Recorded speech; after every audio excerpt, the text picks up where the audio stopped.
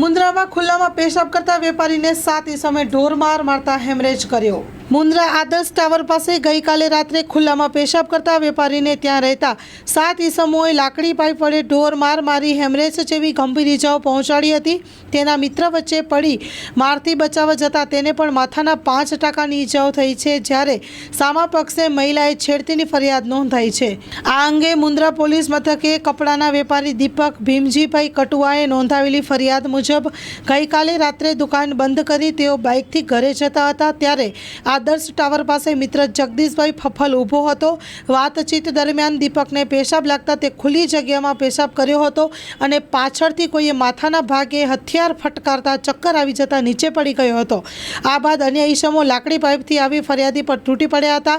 રાડારાડી કરતા મિત્ર જગદીશ દોડી આવ્યો હતો। ફરિયાદીને બચાવવા જતાં તેને પણ માથાના ભાગે ઈજાઓ થઈ છે। ફરિયાદીને હેમરેજ તથા શરીરના ભાગે ઈજાઓ થતાં જગદીશને માથાના 5% આવ્યા છે। ફરિયાદી મારવાવાળા ઓળખતો ન હતો અને કદી ભેગો પણ થયો નથી।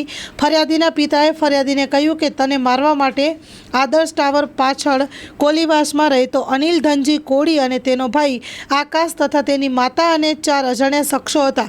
આમ 7 વિરુદ્ધ ફરિયાદ નોંધાઈ છે। તો બીજી તરફ આ જ બનાવને લઈને સામા પક્ષે મહિલા આરોપીઓ દીપક કટુઆ અને જગદીશ ફફલ વિરુદ્ધ હાથ પકડી છેડતી કરી ગાળાગાળી ભાડ્યો હોવાની ફરિયાદ નોંધાવી છે। મુન્દ્રા પોલીસે આ બંને કેસોની ફરિયાદ નોંધી વધુ તપાસ હાથ ધરી છે।